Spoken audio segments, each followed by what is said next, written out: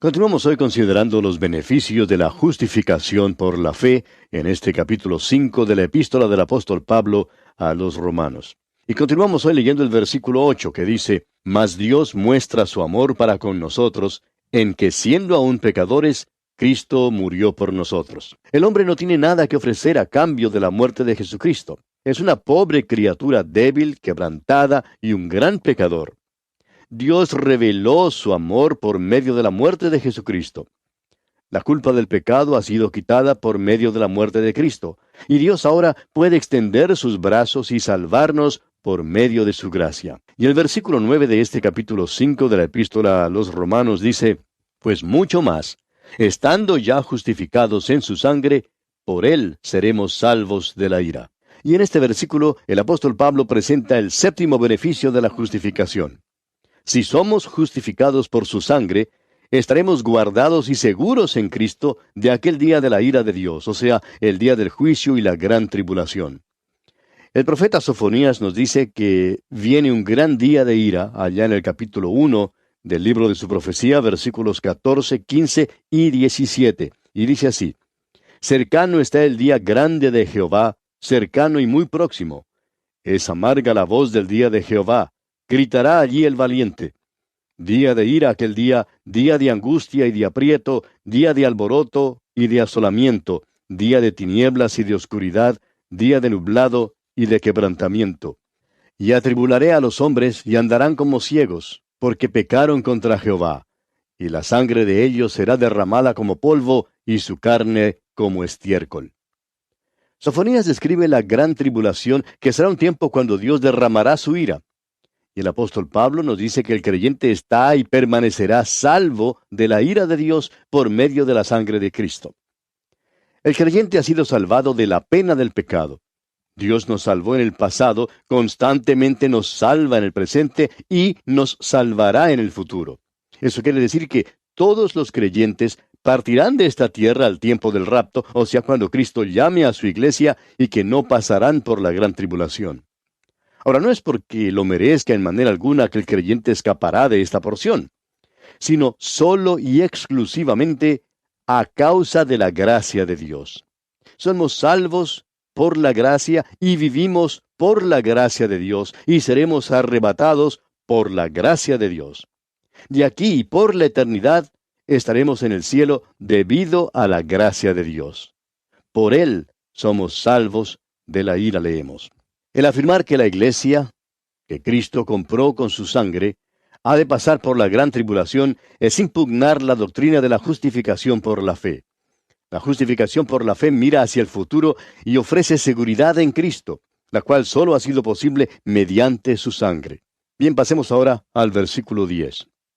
«Porque si siendo enemigos fuimos reconciliados con Dios por la muerte de su Hijo, mucho más, estando reconciliados, seremos salvos por su vida». El pensamiento aquí es que, si mientras en realidad éramos enemigos, Dios estuvo dispuesto a dar a su Hijo para morir por nosotros, ahora que hemos sido traídos a un lugar de aceptación y hemos sido puestos en Cristo, entonces Él está mucho más propenso, mucho más dispuesto a guardarnos seguros. Cristo vive ahora para guardar a los suyos. Jesucristo murió acá para salvarnos y vive allá en el cielo para mantenernos seguros en la salvación y vida eterna. Este es el mensaje de la carta a los Hebreos. Dice allá en el capítulo 7 de aquella carta, versículo 25, «Por lo cual puede también salvar perpetuamente a los que por Él se acercan a Dios, viviendo siempre para interceder por ellos». Si Dios me salvó a mí, siendo yo pecador, impío y enemigo de Él, ahora que soy su amigo, me mantendrá salvo. Y el versículo 11 de este capítulo 5 de la epístola a los Romanos dice, «Y no solo esto, sino que también nos gloriamos en Dios, por el Señor nuestro Jesucristo, por quien hemos recibido ahora la reconciliación». Y este es el octavo y final beneficio de la justificación. Es una de las declaraciones más maravillosas en la Escritura. Quiere decir que donde quiera que estemos, o cualesquiera que sea nuestro problema, podemos gloriarnos y regocijarnos en Dios. Podemos regocijarnos en quién es Él y en la salvación que Él ha provisto. podemos regocijarnos en el hecho de que Dios estuvo dispuesto a salvar a pecadores y que promete que un día nos llevará a su presencia. Al llegar ahora al versículo 12 tenemos el tema de la santificación del santo. Esta es una nueva sección en la epístola a los Romanos. La primera sección trató acerca del tema del pecado. La segunda sección trató del tema de la salvación. Y ahora, esta sección tratará del tema de la santificación.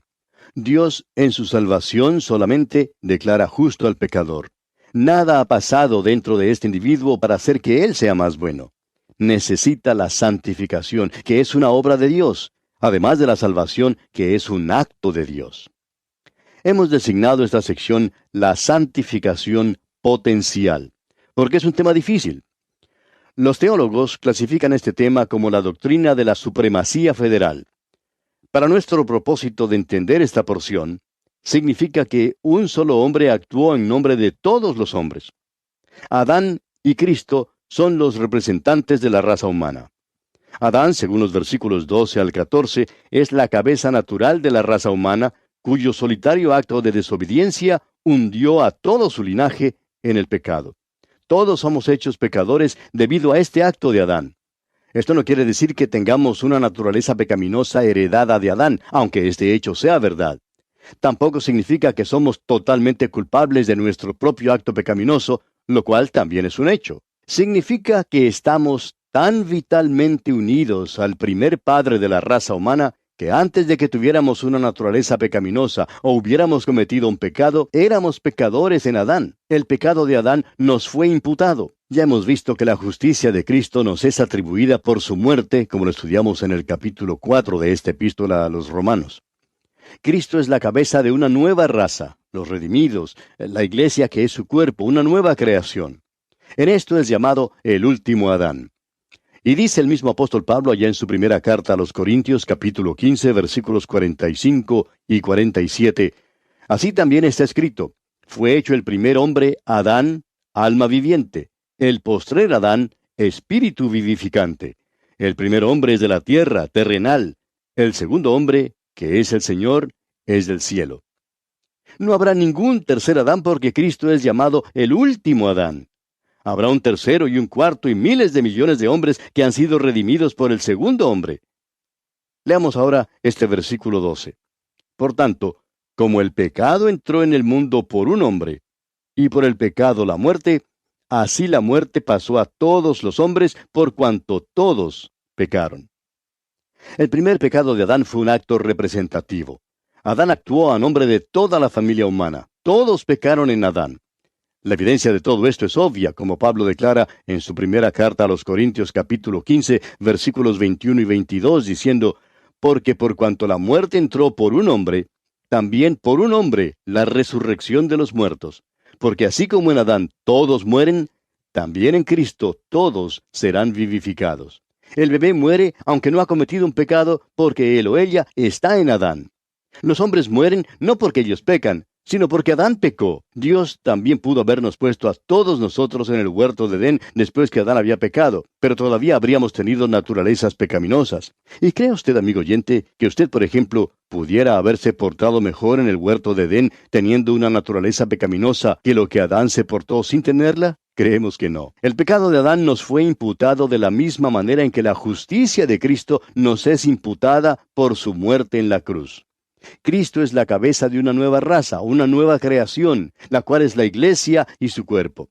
El único fundamento de la iglesia es Jesucristo, su Señor. Ella es su nueva creación por agua y por sangre. Esto es lo que dice Pablo en su primera carta a los Corintios capítulo 15, versículos 45 y 47, como ya mencionamos. Dice Pablo, así también está escrito, fue hecho el primer hombre, Adán, alma viviente, el postrer Adán, espíritu vivificante.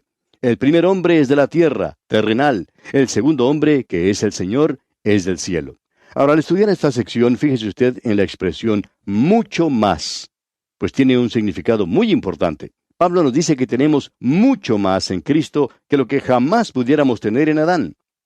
Esta expresión mucho más apareció primero allá en el versículo 9 de este capítulo 5, donde leemos, pues mucho más, estando ya justificados en su sangre, por él seremos salvos de la ira.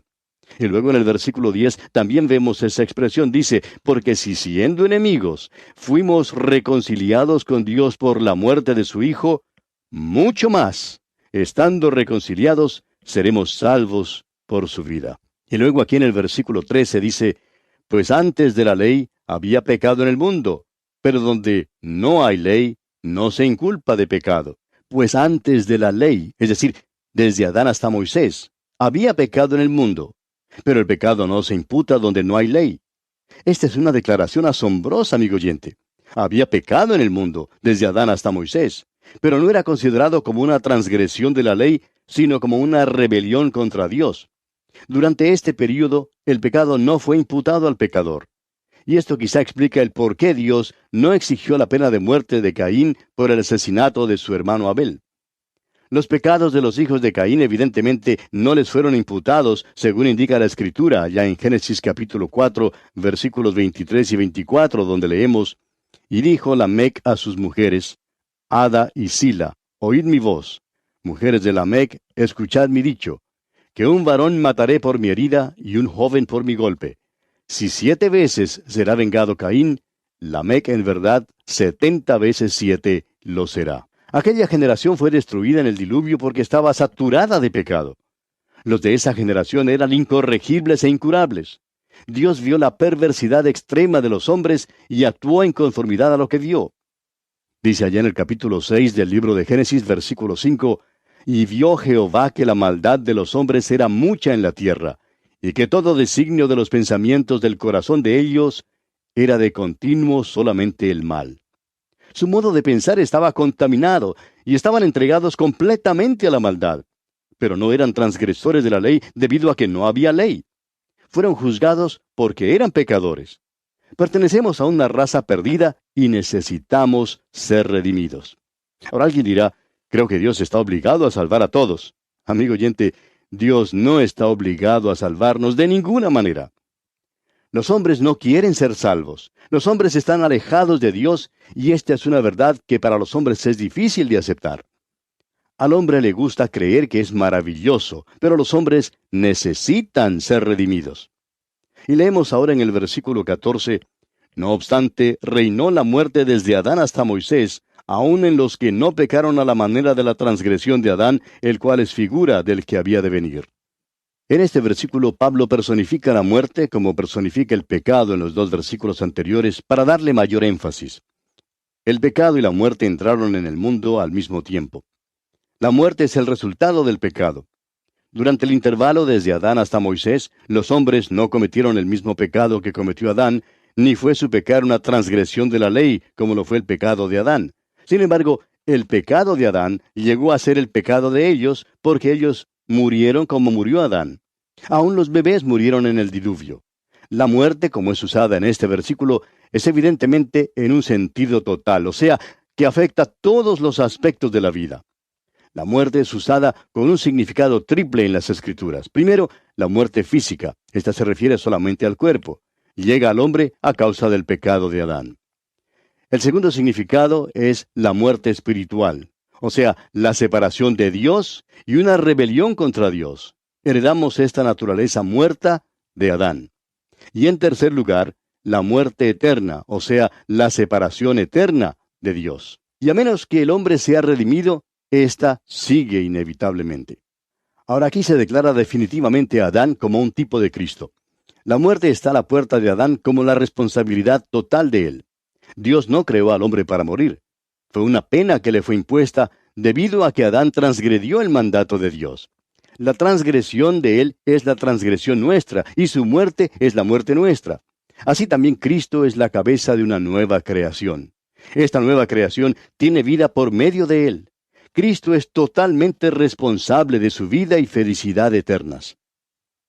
Ahora, los versículos 15 al 17 de este capítulo 5 de la Epístola a los Romanos se consideran como una de las secciones más difíciles de entender en toda la Escritura. Leamos el versículo 15. Pero el don no fue como la transgresión, porque si por la transgresión de aquel uno murieron los muchos, abundaron mucho más para los muchos la gracia y el don de Dios por la gracia de un hombre, Jesucristo. El énfasis y contraste aquí es entre aquel uno y los muchos que están en Adán, y aquel uno y los muchos que están en Cristo. Las palabras mucho más revelan que recibimos muchísimo más en Cristo que lo que perdimos en Adán. Hay una enorme superioridad en cuanto a la acción de Cristo comparada con la de Adán.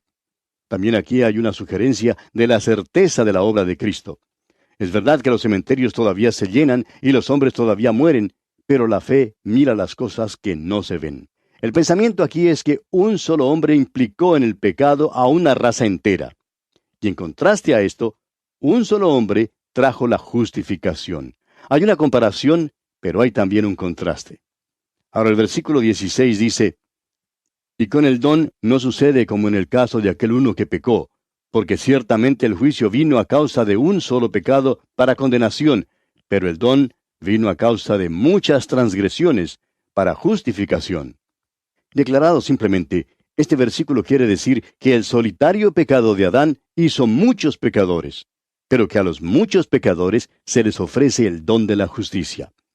Un don es lo que uno recibe sin ofrecer nada en cambio, ni aun una compensación. Un solo acto de transgresión hundió en el pecado a toda la raza humana. Pero por otra parte, un acto de obediencia, esto es, la muerte de Cristo en la cruz, hizo posible que los hombres fueran salvados. Ahora el versículo 17 de este capítulo 5 de la epístola a los Romanos dice, pues si por la transgresión de uno solo reinó la muerte, mucho más reinarán en vida por uno solo, Jesucristo, los que reciben la abundancia de la gracia y del don de la justicia. Pablo presenta aquí dos reinos que son mutuamente exclusivos y opuestos entre sí. Los dos no pueden prevalecer. Pablo ha declarado previamente que la muerte, allá en el versículo 14, reina como rey. La muerte llegó al trono por un solo hombre que cometió una sola ofensa. Adán cometió otros pecados después de la caída, pero solamente el pecado original, aquel primer acto, fue el que implicó a la raza humana. Luego, Pablo hace uso de la expresión mucho más por cuarta y última vez en este capítulo. Presenta otro reino que es superior al reino de la muerte. Es el reino de la vida, por contraste. Es ofrecido a los súbditos del reino de la muerte por la superabundancia de la gracia. No envuelve ninguna restricción ni capacidad. Los hombres solamente deben recibirla. Es el don de la justicia. El rey del reino de la vida es el Señor Jesucristo. El don viene por medio de él. Algunos hombres abandonan su país o reino como refugiados o asilados políticos, y en muchos casos cuentan de sufrimientos, esclavitud y hasta muerte.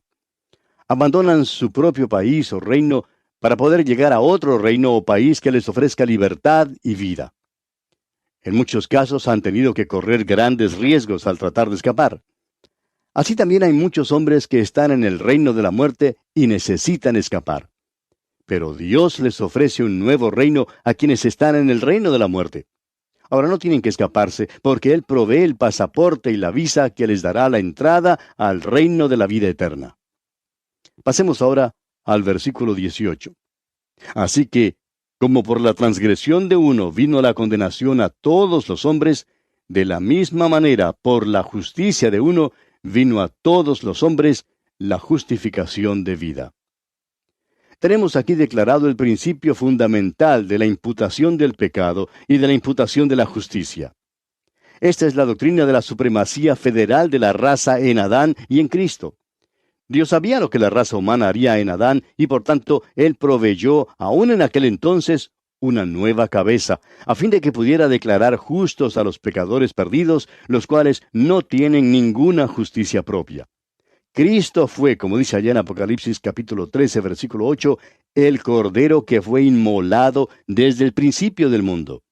También Génesis capítulo 3, versículo 15, establece sin lugar a dudas que Dios le prometió a Adán y a Eva la venida de Jesucristo. Y ahora el versículo 19 de este capítulo 5 de la epístola a los Romanos dice, porque así como por la desobediencia de un hombre los muchos fueron constituidos pecadores, así también por la obediencia de uno, los muchos serán constituidos justos.